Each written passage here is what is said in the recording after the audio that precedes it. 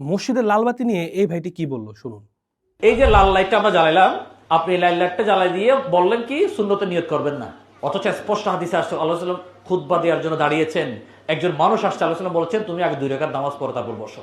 শুধু বিধান হচ্ছে আপনি আসছেন নামাজে দাঁড়ায় যাবেন, ফরজ নামাজের সময় হয়েছে নামাজ শেষ করে দিবেন, 2 রাকাত নামাজ আপনার ফিল আপ করার দরকার নাই, 1 রাকাত পড়ছেন 1 রাকাত পরে সালাম করে দাঁড়ায় যাবেন গা। এটা হচ্ছে শরীয়তের বিধান।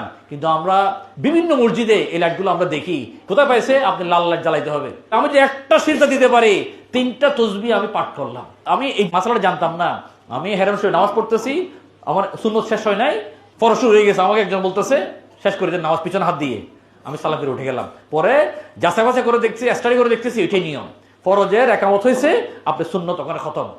আফসোস, এই ভাইটির কথা শুনে আমার শুধু আফসোসই হলো যে আল্লাহ তাআলা কিভাবে মানুষকে হেদায়েত দেন। দেখুন, আমরা এখনো দেখি বিভিন্ন মসজিদ, অধিকাংশ মসজিদেই লাল বাতি জ্বালিয়ে দেওয়া হয়, সুন্নাহ পড়তে দেওয়া হয় না। এমনকি জুমার দিনেও বসে দেওয়া হয় নামাজ ছাড়া, বলা হয় যে পরে পড়ে নিবেন, বা মূল খুতবা দেওয়ার আগে বলে দেওয়া হয় যে আপনারা 4 রাকাত সুন্নাহ পড়ে নিন। দেখুন এই ভাই কোথা থেকে এসে, আলহামদুলিল্লাহ, দেখুন তিনি দিন কতটুকু, তিনি আলেম, তিনি মাদ্রাসায় পড়েছেন, কিন্তু না, আল্লাহ সুবহানাহু ওয়া তাআলা তাকে হেদায়েত দিয়েছেন। এজন্য আলেম হলেই, মাদ্রাসায় পড়লে যে আপনাকে হেদায়েত হবে আপনার, এটা কখনোই ভাবা যাবে না। হেদায়েত যে কেউ যে কোনোভাবে আল্লাহ সুবহানাহু ওয়া তাআলা তাকে দিতে পারে।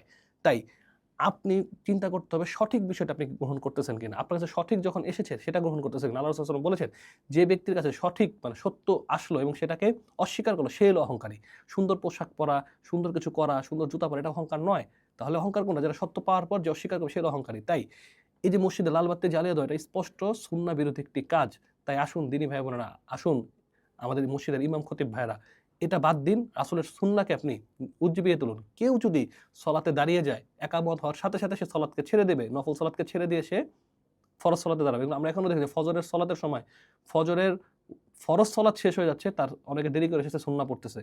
কিন্তু এখানে আগে কি করতে হবে? আগে ফজরের ফরজ আদায় করতে হবে। ফরজ আদায় করার পর আপনি সুন্নাহ আদায় করতে পারবেন।